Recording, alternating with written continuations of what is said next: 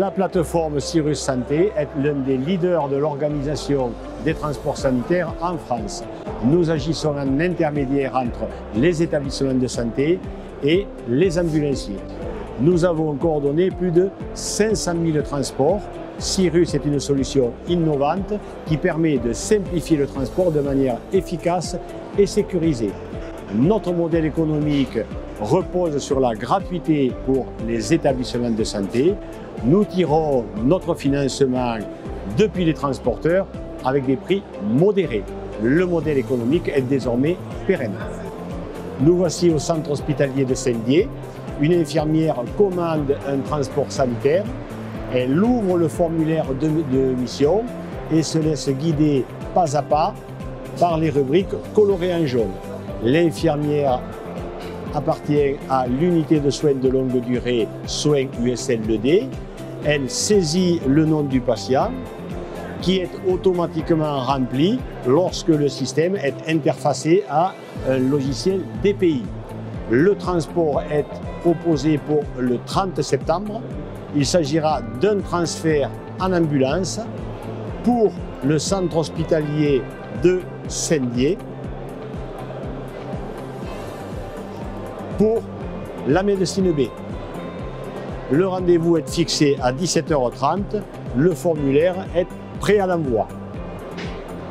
L'infirmière peut compléter en venant notamment proposer de l'oxygène. Elle valide le transport. En moins d'1 minute 30, un ambulancier se saisira de la mission. La mission est maintenant validée par l'infirmière. Elle est distribuée sur le réseau pour les ambulanciers. Voyons au 30 septembre quelle est la situation.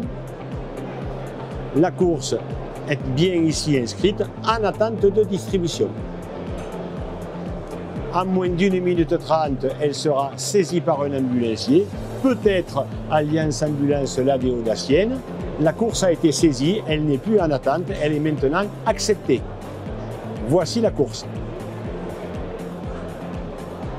Que pouvons-nous faire une fois que la course a été acceptée? Pourquoi pas modifier l'horaire ou le véhicule si la course n'a plus lieu le 30 septembre ou n'a plus lieu à 17h30 ou n'est plus en ambulance.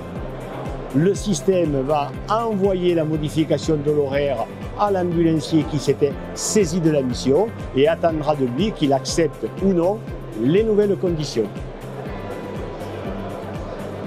L'infirmière peut également déclarer un incident sur la mission, une feuille d'événement indésirable, en manifestant des incidents de transport, des horaires de prise en charge ou d'autres items. La mission peut être annulée pour des raisons diverses, peut-être sur avis médical, malheureusement sur des patients décédés ou hospitalisés. Et nous pouvons ici compléter l'événement par un commentaire. La plateforme met en relation des transporteurs sanitaires avec des établissements de santé du secteur médico-social, EHPAD, IME, CESAD, dont on voit un exemplaire sur l'écran.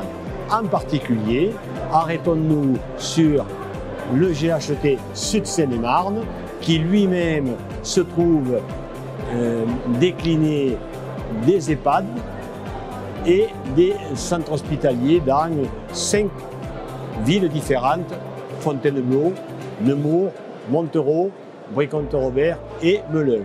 Arrêtons-nous sur le centre hospitalier de Melun.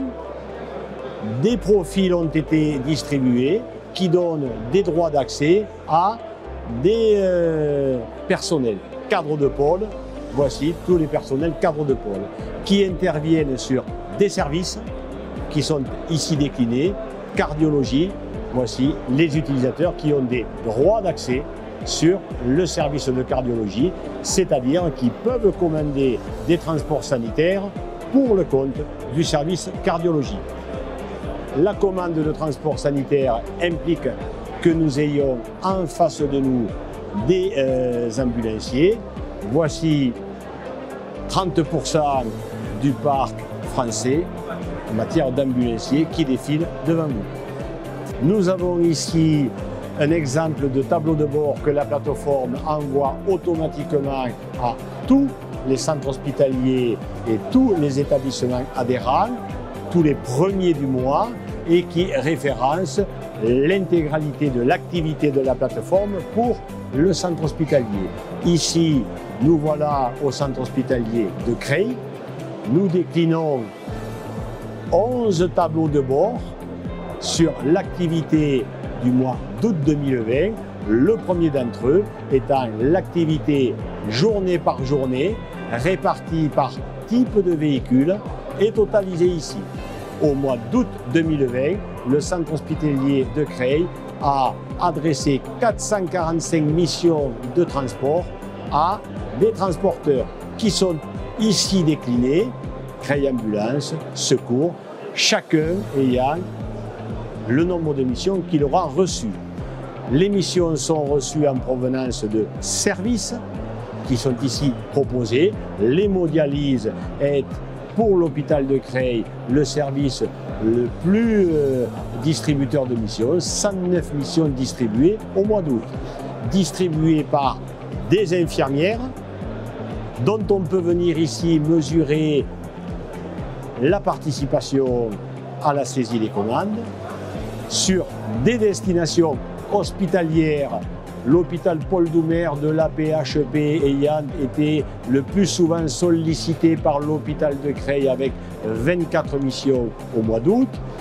La répartition kilométrique très utile pour les centres hospitaliers puisqu'elle participe à leur forfaitisation vis-à-vis de l'assurance maladie, de 1 à 10 km, 234 missions, et on voit que les missions sont assez territorialisées puisqu'il y en a guère qui vont au-delà de 50 km. Aller-retour, consultation ou aller simple, transfert, des transferts 306 reprises, 35 allers-retours pour des consultations à l'extérieur. Les médecins, lorsqu'ils ont été déclinés, ça n'est pas le cas ici, sont ici proposés. Les motifs de transport, lorsqu'ils sont utilisés, sont ici déclinés. Ils ne sont pas documentés à Creil qui n'a pas jugé utile d'aller dans ce niveau de détail. Finalisation, 445 missions, 84 ont été annulées a posteriori pour toutes sortes de raisons, aggravation de l'état du patient, nous l'avons vu tout à l'heure. Et voici ici pour finir les critères de distribution. Contractuel, l'établissement paie les missions. Toutes les autres missions sont à la charge de l'assurance maladie et on voit que nous privilégions le lieu de destination, c'est-à-dire pour les sorties à domicile, les lieux de destination, c'est-à-dire où habitent les patients pour solliciter les ambulanciers du périmètre.